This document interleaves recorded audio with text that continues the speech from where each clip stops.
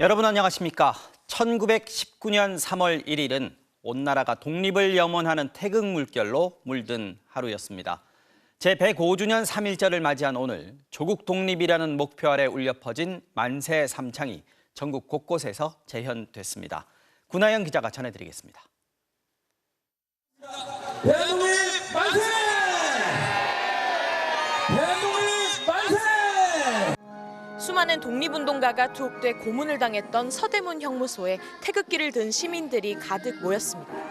일본의 압제에 맞서 9년이 일어난 만세운동의 재현에 이어 민족 대표 33인 역할을 맡은 사람들이 무대에 올라 독립선언문을 낭독합니다. 기념식이 끝난 뒤엔 시민들이 직접 참여하는 만세 삼창 행진이 이어졌습니다. 추운 날씨에도 이렇게 많은 시민들이 태극기를 들고 거리에 나왔는데요. 서대문 형무소 앞에서 시작된 만세 삼창 행진은 이곳 독립문까지 이어졌습니다. 서대문 형무소에서 대한독립 만세하고 퍼포먼스가 그냥 퍼포먼스가 아닌 정말 숭고한 희생이라는 거를 알았으면 좋겠어요. 아이들이 평소에 독립운동가에 대해서 관심이 많아서 또 3.1운동이 얼마나 무서운 상황 속에서도 자기 용기를 가졌던 분들이라는 걸 알고 있습니다. 대한독립 만세! 3.1운동 당시 조선 독립 만세가 뜨겁게 울려 퍼졌던 서울 종로의 탑골공원에선 조선 사람은 자주적인 민족이라 외친 독립운동가 정재용 선생의 목소리가 인공지능으로 구현됐습니다. 조선이 독립된 나라인 것과 조선 사람이 자주 하는 국민인 것을 선언하노라. 5,000년 역사의 권위에 의지하여 독립을 선언하는 것이며 지난해에 이어 올해도 3.1공업고등학교는 3.1운동 정신을 계승하기 위해 3.1절인 오늘 입학식을 열었습니다. 일제 침략에 대항할 후학을 양성하고 헌병대에 맞서 싸우도록 학생들에게 목총을 쥐어준 3.1학당이 이 학교의 모태입니다. 숭고한 정신과 삶을 이 시간 우리가 다시 한번 상기하며 우리의 마음에 새기기를. 만세! 서울에서 17,000여 킬로미터 떨어진 남극 세종과학기지에도 태극기가 하늘 높이 걸렸습니다. 순국 선열 및 호국 연령에 대한 묵념을 진행하겠습니다. 만세운동의 중심지인 보신각에서도 독립운동가 후손들이 참석해 타종식을 진행하는 등 곳곳에서 선열들의 숭고한 희생과 호국 정신을 기리는 행사가 이어졌습니다. MBC 뉴스 구나연입니다. 3.1절 오후 서울 도심에선 서로 다른 목소리의 집회가 동시에 열렸습니다. 보수단체 집회 참가자들은 윤석열 대통령을 지지하면서 이승만 기념관 건립을 촉구했고, 반면 진보단체 집회에선 윤석열 정부의 외교 정책이 3.1운동 정신에 어긋난다며 정권 심판을 외쳤습니다. 변윤재 기자가 집회 현장들을 다녀왔습니다. 3.1절 오후 광화문 일대는 서로 다른 두 목소리로 나뉘었습니다. 광화문 앞에 보수단체가 주최하는 집회가 열렸는데 주최 측 추산 약 20만 명, 경찰 추산 3만 명이 모였습니다. 독립운동은 자유통일로 완결된다! 승자를 지켜내자! 지켜내라! 이승만 대통령 기념관 건립을 촉구하는 발언과 함께 야당 비판과 윤석열 대통령 지지 발언도 이어졌습니다.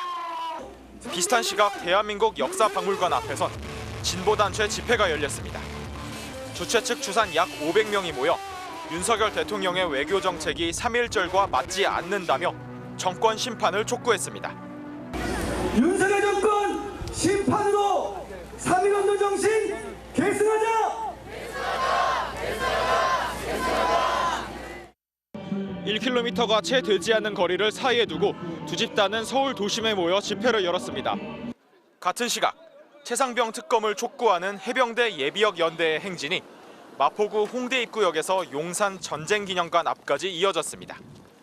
이들은 최상병에 관한 철저한 진상규명과 특검법 통과를 요구했습니다. 최상병 특검법 통과하라! 통과하라! 통과하라! 통과하라! 박정훈 대령 탄압 중지하라! 중지하라! 중지하라! 도심 곳곳의 집회들로 인해 오늘 하루 경찰이 경비에 투입한 인원은 모두 80개 부대 규모 5,000명에 달합니다. 교통 통제도 잇따라 서울 도심 도로의 경우 주말 낮 시간대 평균 통행 속도에 비해 시속 10km가량 더딘 흐름을 보였습니다. MBC 뉴스 변윤재입니다. 오늘 3.1절 기념사에서 윤석열 대통령은 또 한 번 일본과의 협력을 강조했습니다. 과거사 문제는 이번에도 언급하지 않았습니다. 무장투쟁뿐 아니라 외교, 교육, 문화 등 다양한 독립운동이 합당한 평가를 받아야 한다고도 했는데요. 최근 일고 있는 이승만 전 대통령에 대한 재평가 움직임과 무관치 않다는 분석이 나옵니다. 김민찬 기자가 기념사 내용을 살펴봤습니다. 취임 이후 윤석열 대통령은 3.1절과 광복절 기념사에서 일제강점기 강제동원이나 위안부 등 과거사를 언급하지 않았습니다. 오늘은 1년 전과 더 비교가 됐습니다. 작년 3.1절엔 일본이 과거 군국주의 침략자였다가 협력하는 파트너가 됐다고 했지만 이번엔 협력 파트너만 남았습니다. 자유, 인권, 법치의 가치를 공유하며 공동의 이익을 추구하고 세계의 평화와 번영을 위해 협력하는 파트너가 되었습니다. 기미 독립 선언서에도 일본을 향해 이해와 공감을 토대로 새 세상을 열어가자 했다며 지금 한국과 일본이 새 세상으로 가고 있다고 했습니다. 윤 대통령은 그러면서 무장 투쟁뿐 아니라 외교와 교육, 문화 독립운동도 골고루 평가받아야 한다고 말했습니다. 이 모든 독립운동의 가치가 합당한 평가를 받아야 하고 그 역사가 대대손손 올바르게 전해져야 한다고 믿습니다. 구체적인 사례는 거론하지 않았지만 최근 여권과 보수 진영 일각에서 재평가 작업의 한창인 이승만 전 대통령과 무관하지 않은 걸로 보입니다. 대통령실 관계자는 그동안 과도하게 무장 독립 투쟁이 강조됐다며 무기 들고 투쟁한 사람만 독립에 기여했다고 볼 수는 없다고 말했습니다. 윤 대통령은 3.1절 기념사로는 이례적으로 대북 메시지와 통일을 비중 있게 언급했습니다. 북한 정권에 억압받는 주민을 내세우며 3.1 운동은 모두가 자유와 풍요를 누리는 통일로 비로소 완결되는 것이라고 했습니다.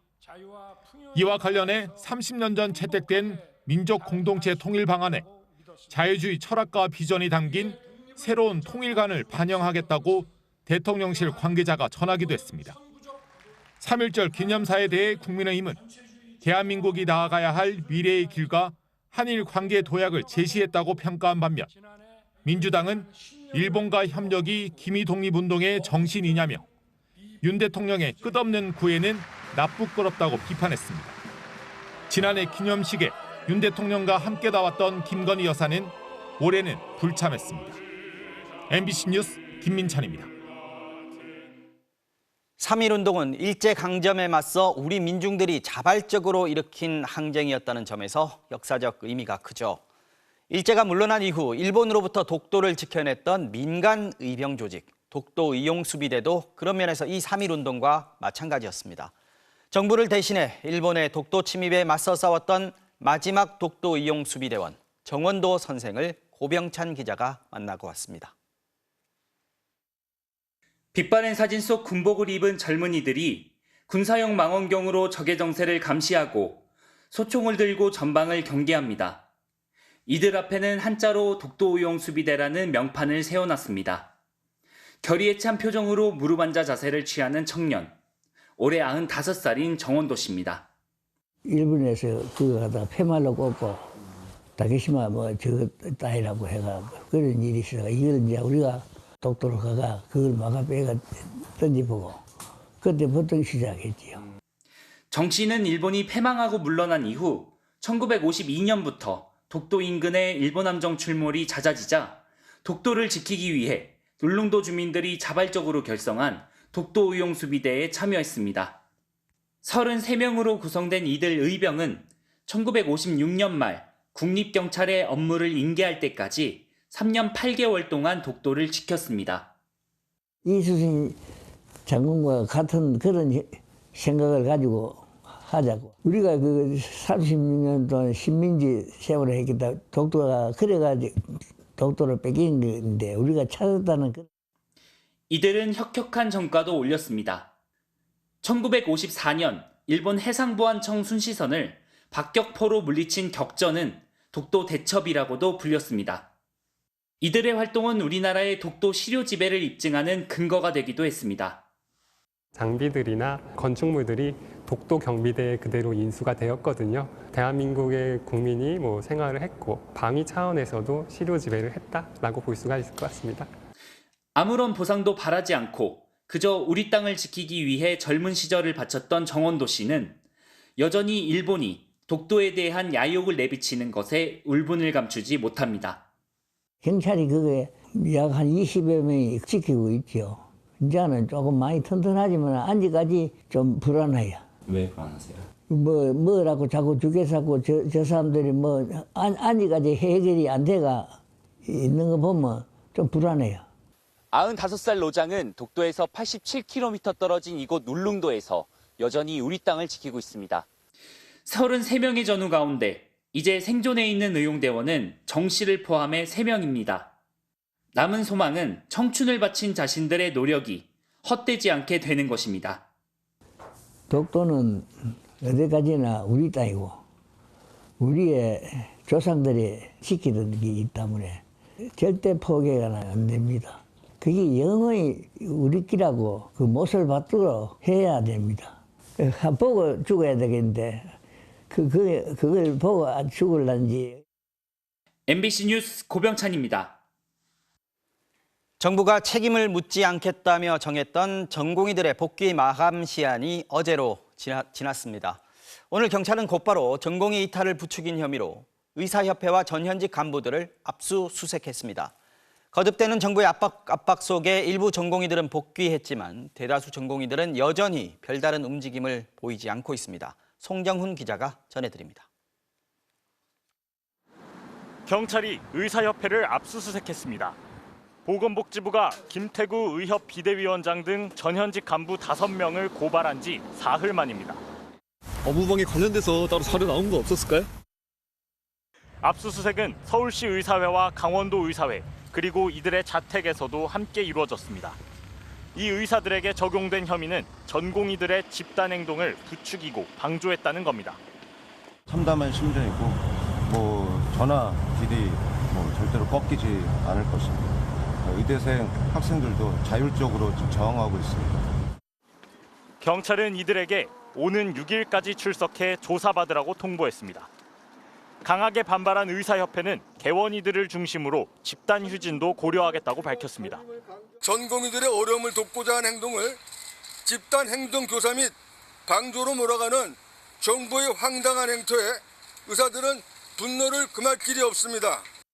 전공의들의 대규모 복귀 움직임은 보이지 않는 가운데 정부의 압박도 계속되고 있습니다. 정부가 밝힌 병원 복귀 전공의는 어제 오후 5시 기준 565명으로 9,000명에 육박하는 이탈 전공의의 6% 수준에 불과합니다. 보건복지부는 연락이 닿지 않은 대표급 전공의들을 중심으로 13명에겐 업무 개시 명령을 공시 송달했습니다.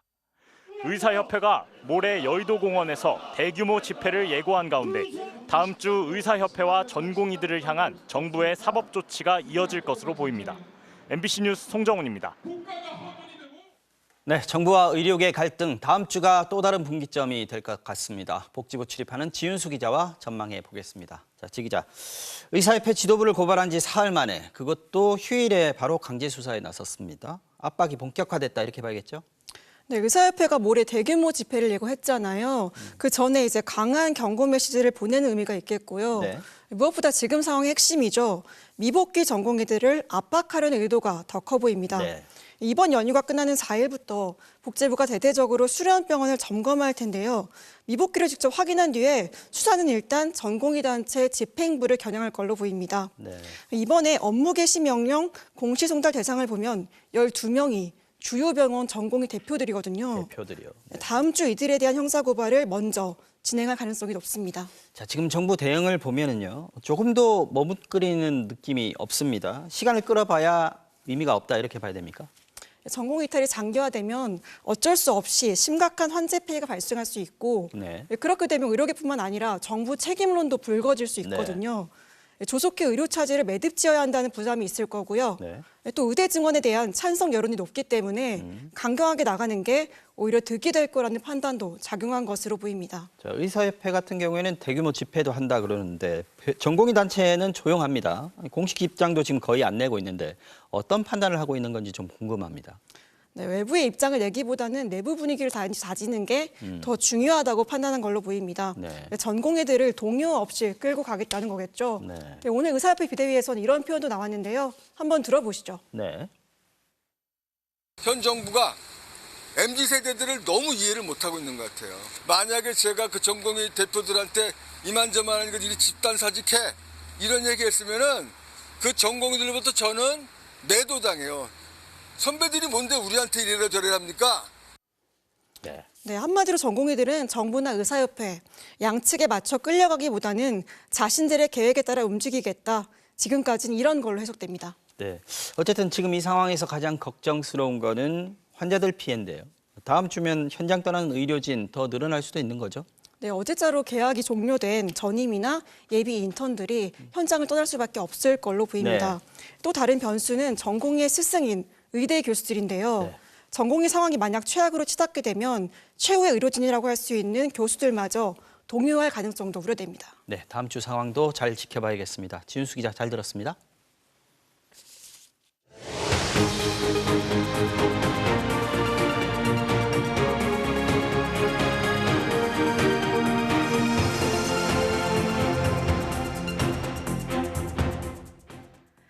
네, 3월이 시작된 오늘 봄을 시샘하는 꽃샘 추위가 찾아왔습니다. 바람이 유난히 강하게 불면서 한낮에도 체감 온도가 영하 10도에 달했는데요.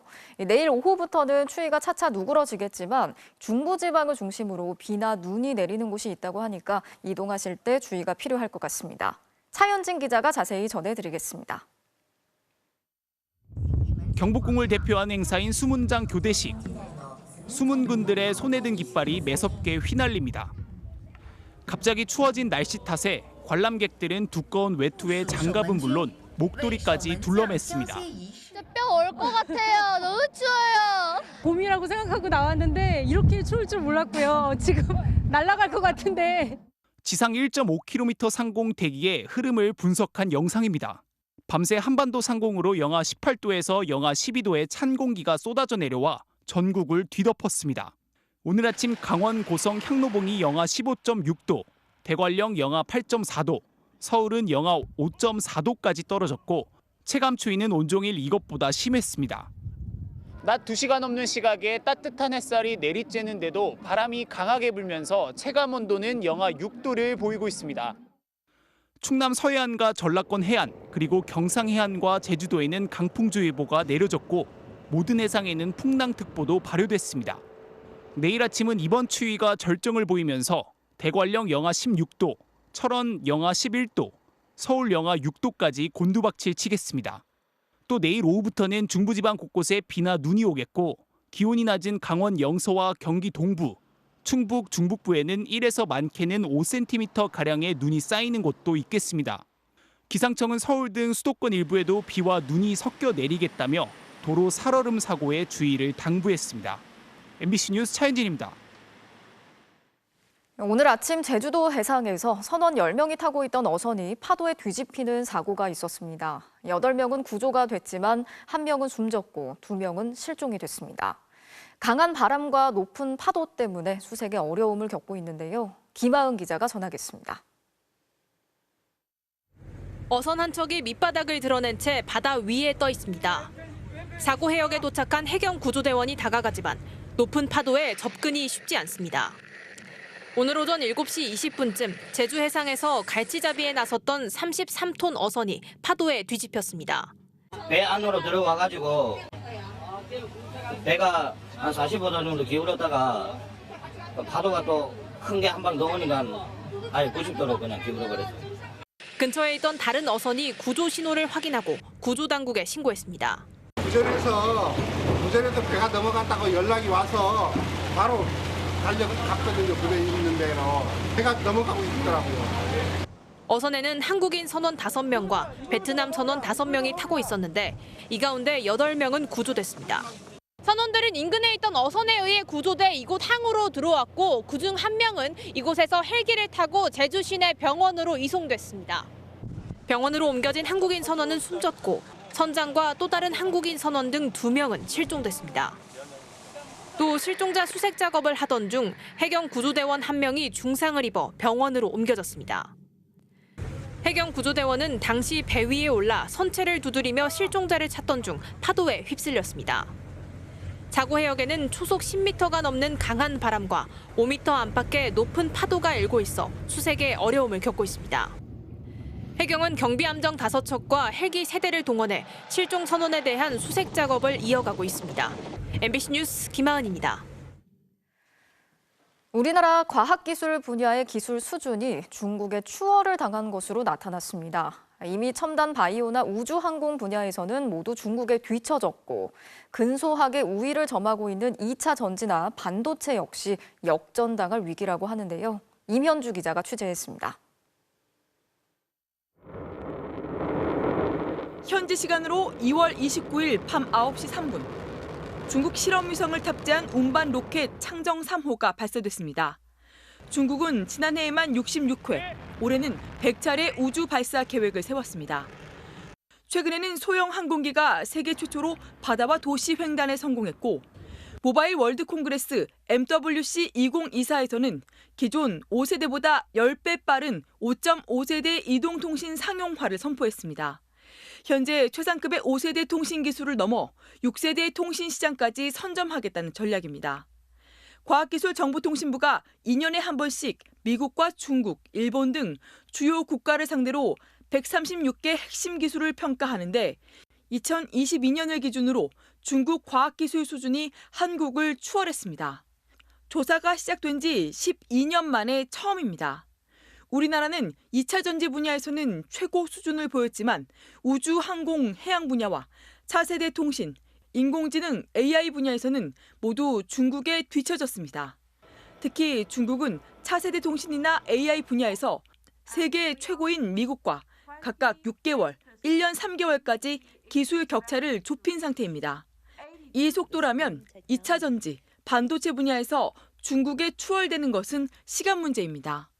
이미 과학기술계에서는 2010년대 말부터 체감하고 있는 이야기입니다. 특히나 우주항공, 해양, 첨단 바이오, 에너지 분야 등은 추가 투자 비용이 커서 국가적 차원에서 전략적으로 과학기술을 축적하고 인력을 양성하고 중국은 지난해 과학기술 분야의 컨트롤 타워인 중국과학기술위원회를 신설하고 천문학적 예산 투입과 함께 선개발 후 규제라는 정책 기조를 세운 상태입니다. 우리 정부는 올해 연구개발 관련 예산을 전년 대비 4조 6천억 원 삭감했습니다. MBC 뉴스 임현주입니다. 아파트 재건축 시장이 공사비 갈등으로 몸살을 겪고 있습니다. 공사비가 폭등하면서 건설회사와 조합이 대립하고 있고 이 때문에 공사가 멈춰서는 곳도 있는데요. 황금알이라고 불리던 강남권의 재건축마저 높은 금리와 높은 물가의 위기를 피하지 못하고 있습니다. 정동욱 기자가 취재했습니다. 서울 강남권에서도 초우량 입지로 꼽히는 청담동의 한 재건축 공사 현장입니다. 내년 8월까지 최고 35층 1261가구로 탈바꿈할 예정입니다. 이미 건물 절반 가까이가 올라갔는데 시공사가 공사비 2,500여억 원을 추가 요구하면서 난항에 빠졌습니다. 공사비가 최초 대비 약 70% 추가 상승한 것으로 930여 명 조합원들의 부담 상승이 불가피합니다. 시공사는 기존 공사 대금으로는 최근 급등한 공사비를 감당할 수 없다는 입장인데 분양가 상한제가 적용된 곳이다 보니 늘어난 공사비를 일반 분양 물량 분양가에 전부 다 떠넘길 수도 없는 상황입니다. 조합 측은 한국부동산원에 공사비 검증을 의뢰하기로 했지만 이 역시 법적 강제성이 없어 협상의 기준선 정도에 그칠 가능성이 높습니다. 비슷한 문제가 자주 발생하자 국토부는 정비사업 표준계약서를 배포하고 세부 증액 요건을 명확히 반영하도록 했습니다. 인허가권자인 지자체가 행정지도 등을 통해 정비사업 표준공사 계약서의 사용을 적극 유도할 필요가 있습니다. 황금알로 불리던 서울 강남권 재건축도 궁지에 몰리면서 강북권과 지방 재건축 단지는 더 큰 타격을 입고 있습니다. 30년 이상 노후 아파트가 몰려있는 노원구 상계동의 경우 최고점 대비 30% 이상 하락한 가격에 실거래가 이루어지고 있습니다. 한 아파트 단지의 경우 예상 분담금이 집값에 육박하면서 시공사와의 재건축 계약을 해지했습니다. 건설업계는 이 상태로 조합이 원하는 공사비로 지으면 오히려 손해가 불가피한 만큼 초우량 단지만 선별해 수주하거나 차라리 쉬는 게 낫다는 입장입니다. 주택 수요자들 역시 비싼 신축 아파트나 재건축을 노린 구축 아파트보다는 10년을 갓 넘긴 준신축으로 시선이 옮겨가는 추세로 재건축으로 큰 수익을 챙기는 시대는 지났다는 평가가 나옵니다. MBC 뉴스 정동욱입니다. 전쟁이 계속되고 있는 가자 지구의 상황은 갈수록 악화되고 있습니다. 구호품을 받으려고 몰려든 주민 100여 명이 이스라엘군의 총격으로 숨졌다는 주장이 제기됐는데요. 이스라엘은 부인하고 있지만 국제사회는 일제히 규탄하고 나섰습니다. 공윤선 기자가 전하겠습니다. 병원에 팔과 다리를 다친 부상자들이 끊임없이 밀려듭니다. 구호 트럭 위에는 구호품 대신 부상자들과 시신들이 쌓여 있습니다. 하마스 측 가자지구 보건부는 현지 시간 29일 이스라엘군이 구호품 트럭에 몰려든 가자지구 사람들을 향해 총격을 가했다고 밝혔습니다. 이로 인해 최소 104명이 숨지고 750명이 다쳤다는 겁니다.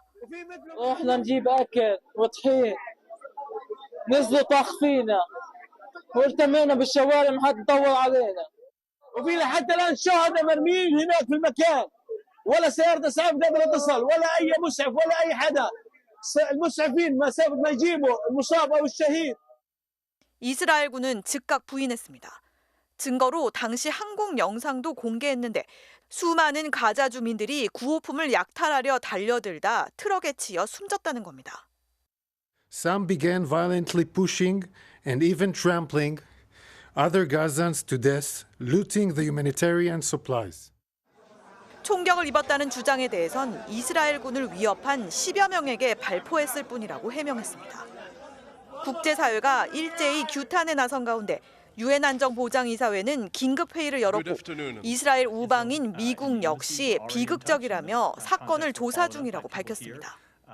가자지구 보건부는 전쟁 발발 5개월 동안 최소 3만여 명의 팔레스타인이 숨졌다고 전했습니다. MBC 뉴스 공윤선입니다. 대통령의 거부권 행사로 국회에 되돌아갔던 이른바 쌍특검법이 어제 최종 부결됐습니다. 여당은 만시지탄이지만 다행이라며 안도했고 야당은 여당이 국민 대신 김 여사를 택했다며 특검을 다시 추진하겠다고 밝혔습니다. 김정우 기자의 보도입니다. 김건희 여사 주가 조작 의혹 등을 규명할 이른바 쌍특검법의 재표결 직전 민주당 의원들은 본회의장 앞에서 시위를 벌였습니다. 쌍특검법 찬성하라! 찬성하라! 찬성하라! 찬성하라!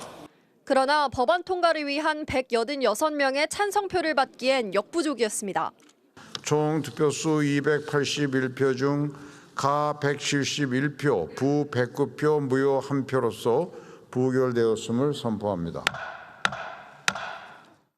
지난해 야당들이 주도해 신속 처리 안건으로 지정한 지 10개월 만에 법안이 폐기된 겁니다.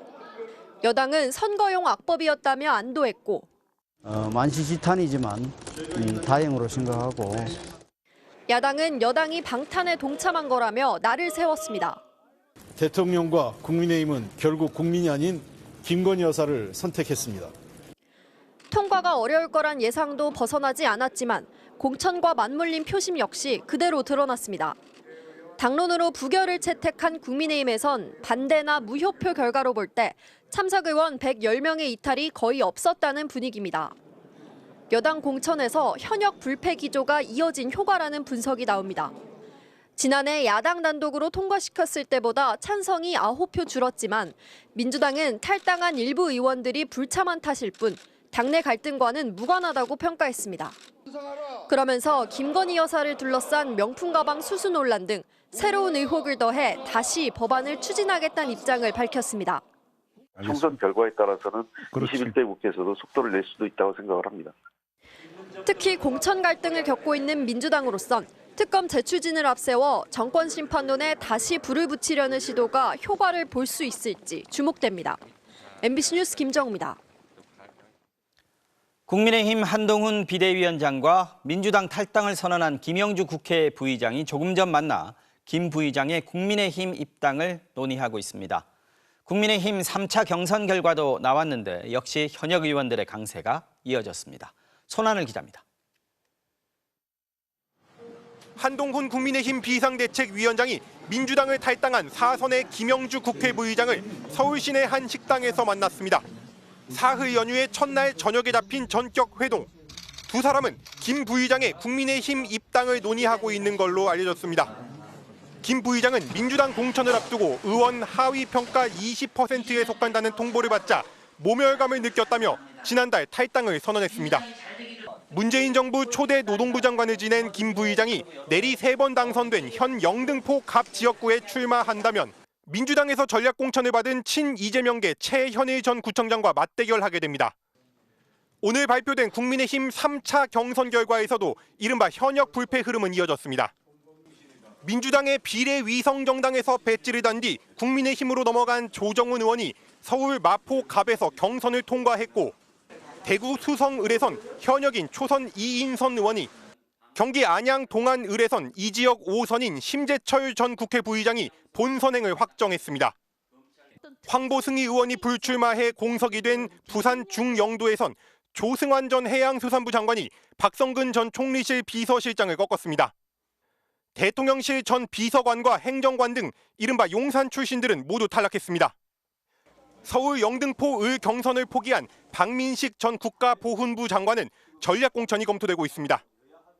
박민식 전 장관님 같은 경우는 굉장히 우리 당에서는 전략 자산으로 이렇게 평가하고 있습니다. 본인이 원한다 그러면은 충분히 검토해가지고 결정할 생각이 있습니다. 선거구 획정이 뒤늦게 처리된 데 이어 김건희 여사 특검법도 최종 부결되면서 내일부터 서울, 강남과 대구, 경북 등 텃밭 공천에도 속도가 붙을 전망입니다. MBC 뉴스 손하늘입니다. 더불어민주당이 추미애 전 법무부 장관을 경기 하남 갑에 전략 공천했습니다. 복당한 이현주 전 의원은 경기 용인정에서 3인 경선을 벌이게 됐습니다. 공천으로 인한 잡음과 반발이 계파 갈등으로 번지면서 지도부 간 이견도 표면화하고 있습니다. 신재웅 기자입니다.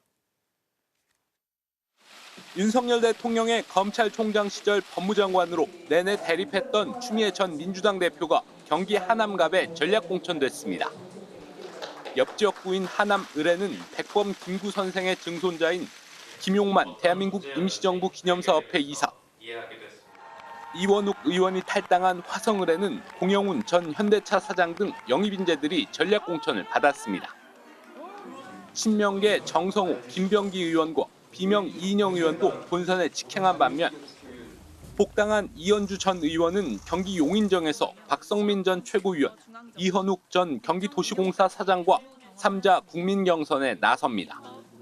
친문 핵심 전해철 의원은 경기 안산갑에서 친명 양문석 전 방통위 상임위원과 박지원, 정동영 두 올드보이도 각각 윤재갑, 김성주 의원과 경선을 벌입니다.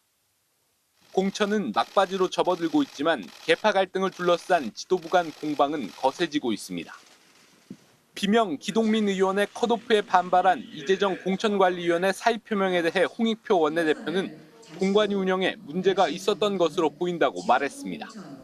특히 친문 핵심 홍영표 의원의 공천 배제에 매우 부적절했다고 지적했습니다. 경선만 하면 나는 탈당까지는 생각 안 하겠다라고 의사를 밝혔는데 이걸 컷오프를 시켰거든요. 그래서 저는 이거는 도대체 어떤 정무적 판단인지 모르겠어요. 하지만 이재명 대표는 시스템에 따라 공정하고 투명하게 결정되고 있다고 거듭 강조했습니다. 경쟁은 피할 수 없는 일이고 또 많은 새로운 인물들에게 공정한 기회가 주어져야 하고 또 판단은 다를 수가 있다는. 이명백 공천관리위원장은 일부 의원들이 자기 희생을 하지 않아 분열이 일어났다면서 민주당 공천이야말로 혁신 통합 공천이라고 주장했습니다. MBC 뉴스 신재용입니다. 마약을 투약한 채 운전을 하던 20대 여성이 체포됐습니다. 고속도로를 달리며 보호 난간과 옹벽을 들이받고도 멈추지 않았는데요. 차량을 추격해 붙잡은 사람은 이 모습을 수상하게 여긴 현직 구급대원이었습니다. 재은이호 기자가 취재했습니다. 검은색 외제차 한 대가 차선 2개를 넘나들며 빠르게 달립니다. 적색 신호에도 멈추지 않더니 급기야 고속도로에 진입합니다. 수상한 모습의 음주 차량이라 의심한 뒷차 운전자는 해당 차량을 신고하고 직접 추격에 나섰습니다. 신고했는데요. 지금 또 가드레일 받고 고속도로 올라탔거든요. 신부가이시에서. 경찰과 빨리 출동하라고 얘기해놓을게요. 보호난간을 한 차례 들이받고도 비틀대며 몇 분을 더 달리던 차량은 추격 차량의 경고에 겨우 갓길에 멈춰섭니다. 위태롭게 차량을 몬 운전자는 20대 여성이었는데 이를 추격한 뒷차 운전자는 알고 보니 경기 포천소방서 소속 현직 구급대원이었습니다. 2차 추돌 후에도 계속 차량이 이동하고 있었고요. 뒤에서 이제 크락션과 상향등 계속 이제 울리면서 따라가면서 차 인지를 한 순간 이제 갓길로 차를 세우더라고요. 이 대원은 우선 문제 차량의 시동을 끈 뒤 운전자 상태를 살폈습니다. 하지만 술 냄새가 나지 않아 지병이나 약물 투약을 의심했다고 합니다. 간호사 경험을 이제 하다가 와가지고 보이는 부분이 있는데 일반 사람이 이렇게 몽자국이 있으면 안 되는 데 있으니까 강하게 의심을 하게 됐어요. 대원의 신고를 받고 출동한 경찰이 간이 검사를 실시한 결과 여성은 필로폰 양성 반응이 나온 것으로 확인됐습니다. 경찰은 현장에서 여성을 마약 투약 혐의로 체포하고 투약 상황과 마약을 구한 경위, 공범 등을 조사 중입니다. MBC 뉴스 재은유입니다. 어제 저녁 경기도 포천에 있는 한 아파트 3층에서 불이 났는데 6층에 살던 60대 여성이 숨진 채 발견됐고 아들인 30대 남성도 크게 다쳤습니다. 미처 대피를 하지 못한 상황에서 계단으로 올라온 연기에 변을 당한 것으로 보이는데요. 이혜리 기자가 취재했습니다. 아파트 외벽이 검게 그을려 있고 불에 녹아내린 창틀과 깨진 유리창 파편이 화단 위에 떨어져 있습니다. 불이 난 집 내부는 형체를 알아보기 힘들 정도로 타버렸습니다. 어제 저녁 7시 반쯤 경기 포천시의 한 아파트 3층에서 불이 났습니다. 이렇게 내다보니까 그냥 벌써 연기 냄새가 나잖아. 그냥 뛰어내려왔어. 우리 집이 2층인데 불이 막 나오는 거야. 그냥 딱 분역으로 시뻘건 불이. 불은 출동한 소방대원들에 의해 20여 분 만에 꺼졌지만 6층에 살던 60대 여성이 계단에서 숨진 채 발견됐고 아들인 30대 남성도 크게 다쳤습니다. 이들은 미처 대피하지 못하고 계단을 통해 올라온 연기에 변을 당한 것으로 전해졌습니다. 경찰은 범죄 혐의점은 없는 것으로 보고 정확한 화재 원인을 조사 중입니다. 오토바이 여러 대가 도로 한복판에서 연신 폭죽을 쏘아 올리더니 굉음을 내고 도로를 질주해 사라집니다. 오늘 새벽 2시 반쯤 충북 천안 아산역 인근 도로에서 포착된 장면입니다. 어젯밤부터 오늘 새벽까지 3.1절 오토바이 폭주족에 대한 단속을 벌인 경찰은 난폭운전 2건, 음주운전 27건, 무면허 17건 등 모두 531건을 적발했습니다. 경찰은 수집한 증거 자료를 분석해 추가 위법 행위가 확인되면 사법 절차를 밟을 예정입니다. 어젯밤 10시쯤 경기 김포에선 50대 남성이 여자친구인 40대 여성을 살해한 혐의로 긴급 체포됐습니다. 남성은 자신의 집에서 피해 여성과 술을 마시던 중 이성 문제로 말다툼을 벌이다 흉기를 휘두른 것으로 전해졌습니다. 경찰은 남성에 대해 구속영장을 신청하는 한편 정확한 범행 경위를 조사하고 있습니다. MBC 뉴스 이혜리입니다. 전투기나 헬기를 조종하다 보면 한계 상황에 부딪히는 경우가 많다고 하죠. 이런 순간을 견뎌내기 위해서 혹독한 훈련을 받는데요. 산소가 부족한 상황에서 의식을 유지하고 몸무게의 몇 배나 되는 중력을 견뎌내는 훈련입니다. 홍희표 기자가 이 훈련을 직접 받아봤습니다.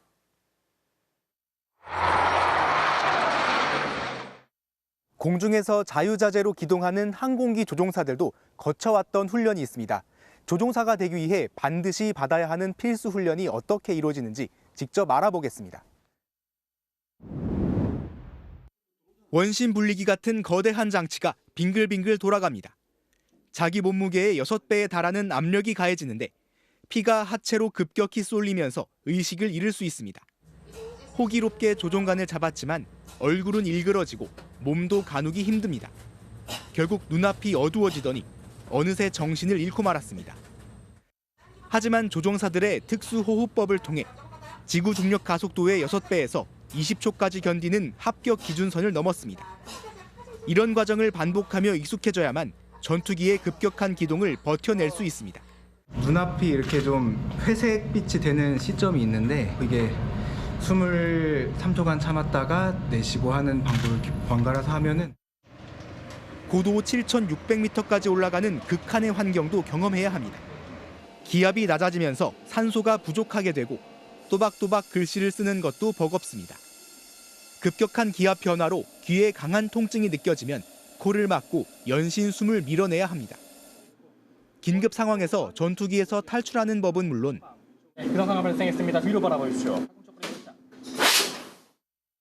비행 중 발생하는 착각에 현혹되지 않는 것도 조종사에게 꼭 필요한 훈련입니다. 인체가 비행 환경에 노출될 때 겪게 되는 한계, 그 한계를 이해하고 또 그를 극복할 수 있는 방법이 있다면 그것을 가리키는 것이 우리들의 이제 임무죠. 이런 비행 환경 적응 훈련을 거친 조종사들은 지난해에만 모두 700여 명. 공군은 강도 높은 훈련을 통해 비행 안전에 만전을 기할 것이라고 밝혔습니다.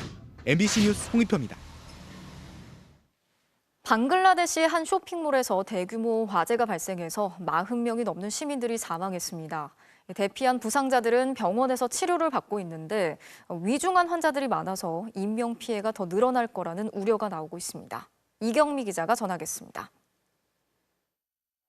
시뻘건 불길이 건물을 집어삼킬 듯 거세게 타오릅니다. 놀란 시민들이 2층 창문 밖으로 나와 사다리를 타고 급하게 건물 밖으로 대피합니다. 쇼핑몰 밖 도로는 대피한 시민들과 불을 끄려는 소방차로 아비교환입니다. 현지 시간 29일 밤 9시 50분쯤 방글라데시 수도 다카의 6층짜리 쇼핑몰에서 화재가 발생했습니다. 불은 1층 식당에서 시작됐는데 순식간에 위층으로 불길이 번지면서 많은 시민들이 건물에 갇혔습니다.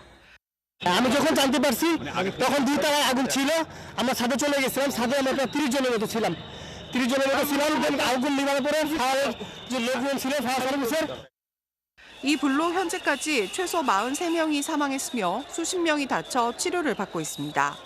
소방당국은 의식을 잃은 42명을 포함해 75명을 구조했는데 부상자 가운데 22명은 위독한 상태입니다. ফায়ার ব্রিগেডের কর্মকর্তা এবং তাদের উদ্ধারকর্মীরা কাজ করেছে, আইন শৃঙ্খলা রক্ষাকারী বাহিনী সকলেই এখানে কাজ করেছে এবং 불은 발생 2시간 만에 진화됐는데 정확한 화재의 원인은 아직 밝혀지지 않고 있습니다.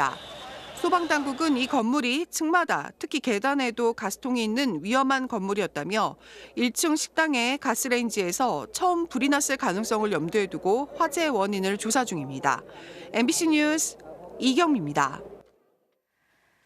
현재 미국이 직면한 가장 중요한 문제로 미국인들이 이민을 꼽으면서 이번 대선에서 불법 이민 문제가 최대 쟁점으로 떠올랐습니다. 재대결 가능성이 커지고 있는 전현직 대통령들이 오늘 동시에 국경지대를 방문했는데요. 서로에게 책임이 있다면서 날카롭게 대립했습니다. 워싱턴에서 왕종명 특파원이 전하겠습니다. 일주일 전 조지아주의 한 대학생이 아침 운동을 나갔다 숨진 채 발견됐습니다. 용의자는 베네수엘라 출신의 불법 이민자. 그가 다른 범죄 혐의로 체포됐다 풀려난 전력까지 드러나자 조지아주는 바이든 정부의 온정주의 이민 정책 탓이라며 분노했습니다. 마치 일정을 맞춘 듯 두 전현직 대통령이 동시에 국경지대를 방문한 건 불법 이민자의 대학생 살인 사건 후폭풍이 심상치 않기 때문입니다.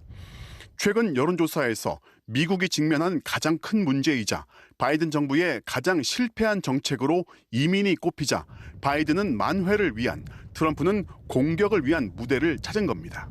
바이든 대통령은 국경 경비를 대폭 강화한 예산을 진작에 편성했지만 트럼프 세력이 장악한 하원이 이민 정책의 차별화를 대선까지 끌고 가려고 처리하지 않고 있다며 트럼프 탓을 했습니다. Mr. Trump, instead of telling members of Congress to block this legislation, join me, or I'll join you. 트럼프는 바이든 집권 기간 최소 900만 명이 국경을 통해 미국에 들어온 것은 바이든이 주도한 침공이라면서 취임 직후 국경 봉쇄를 다짐했고 특정 국가를 거론하며 노골적인 반감도 드러냈습니다. Coming from China, Iran, Yemen, the Congo, Syria, and a lot of other nations, many nations are not very friendly to us. 트럼프는 이민자가 미국의 피를 오염시킨다 하고 바이든은 그런 트럼프가 나치 같다고 합니다. 그럼에도 불구하고 현재 미국의 유권자는 누가 더 불법 이민자에게 가혹한지 지켜보고 있습니다.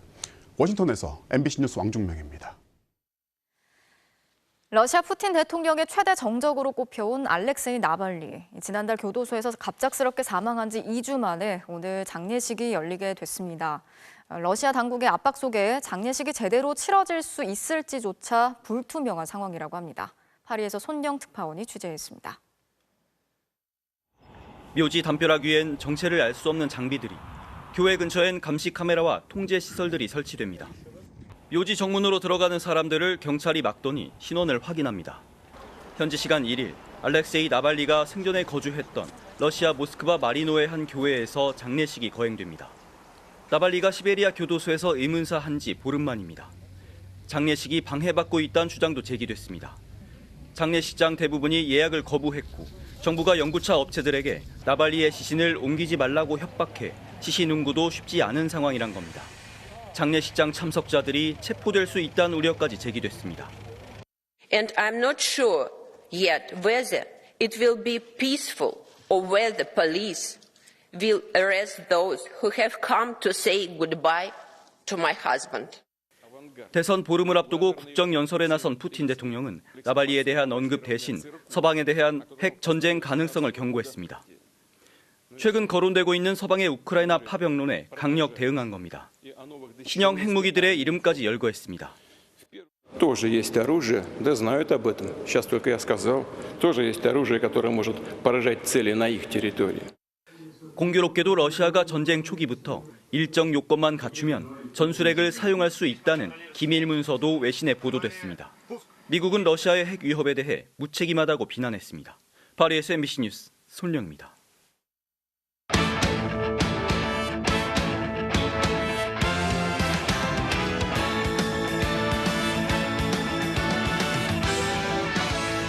금요일 밤 스포츠 뉴스입니다.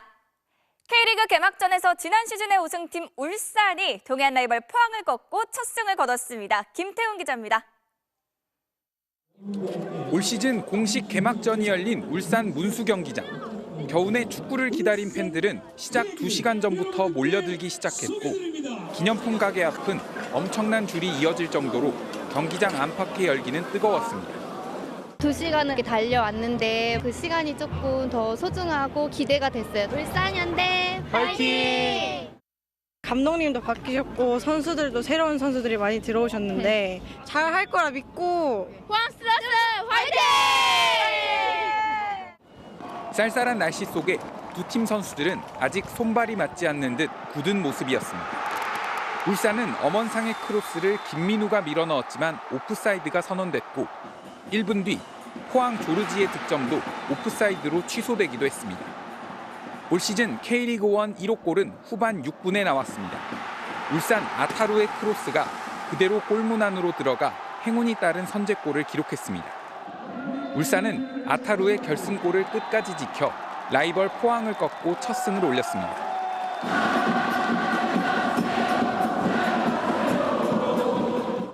지면 안 된다, 지면 죽는다라는 생각으로 경기를 임했는데 그 간절함이 조금씩 쌓여가지고 승점 3점을 가져올 수 있는 경기였던 것 같습니다.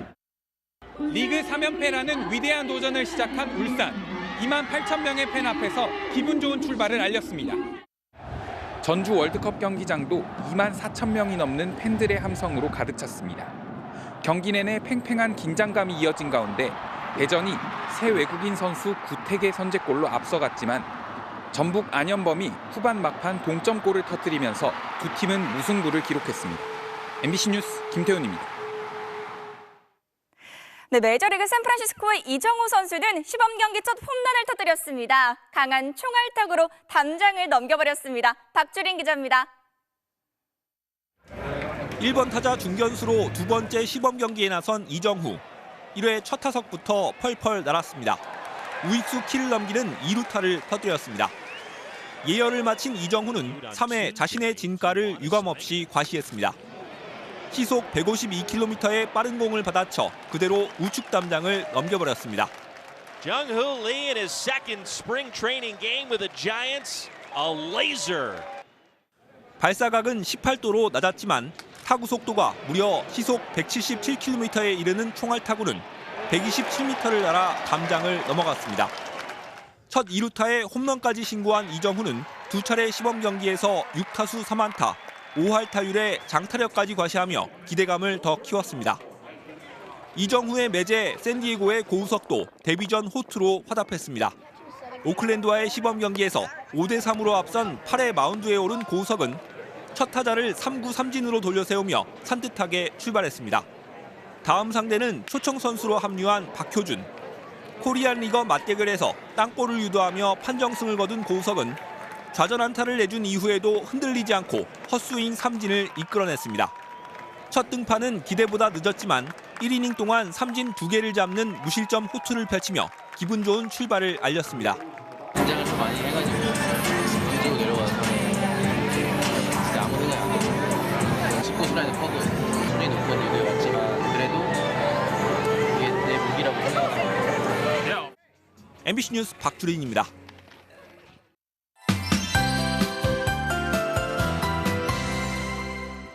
3일절인 오늘 서울은 체감 온도가 온종일 영하 10도 안팎을 맴돌았습니다. 강풍의 서해를 잇는 여객선이 통제되기도 했는데요. 내일 바람의 강도는 잦아들겠지만 여전히 춥겠습니다. 대관령의 최저 기온이 영하 16도, 서울은 영하 6도까지 떨어지겠고요. 이 추위는 일요일에 누그러질 전망입니다. 또 내일 오후부터 중부 내륙을 중심으로는 이 눈이나 비가 오겠습니다. 서울은 오후 한때 1mm 안팎의 비가 오겠고요. 경기 동부에는 1에서 3, 강원 영서는 1에서 5cm의 눈이 쌓이겠습니다. 구름대가 국지적으로 강하게 발달해 곳에 따라 벼락과 돌풍을 동반하겠습니다. 현재 충남 서해안과 전라도 서해안 그리고 제주에는 해기차에 의한 눈구름이 발달해 있고요. 이들 지역 내일 아침까지 눈이 이어지겠습니다. 내일 중부지방의 하늘빛은 오후부터 흐려지겠고요. 강원 산지에는 강풍주의보가 내려지겠습니다. 아침 최저 기온은 서울이 영하 6도, 춘천 영하 10도까지 떨어지겠고요. 낮 최고 기온은 오늘보다 높아지겠습니다. 서울이 5도, 대구와 광주 7도까지 오르겠습니다. 절기상 경칩인 다음 주 화요일에는 전국적으로 비나 눈이 내릴 전망입니다. 날씨였습니다. 금요일 뉴스데스크 마치겠습니다.